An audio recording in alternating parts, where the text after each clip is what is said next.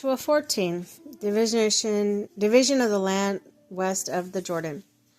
Now there are areas in the Israelites received as an inheritance in the land of Canaan, which Eleazar the priest, Joshua the son of Nun, and the heads of tribal clans of Israel allotted to them.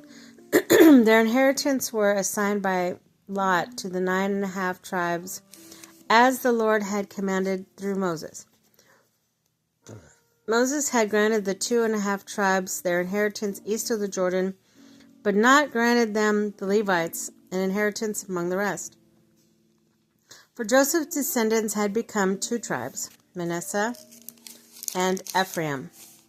The Levites received no share of the land, but only towns to live in, with pasture lands for their flocks and herds, so that the Israelites divided the land just as the Lord had commanded Moses. Allotment for Caleb.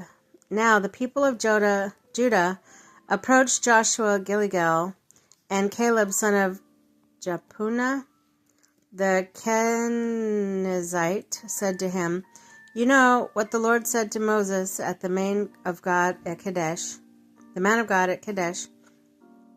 Barnea, about you and me. I was 40 years old when Moses, the servant of the Lord, sent me from Kadesh Barnea to explore the land. And I brought him back a report according to my convictions. But my fellow Israelites who went out with me made the hearts of the people melt in fear.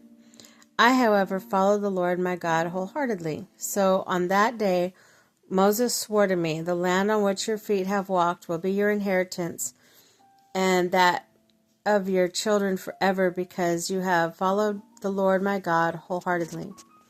Now then, just as the Lord promised, he has kept me alive for 45 years since the time he said this to Moses, while Israel moved about in the wilderness.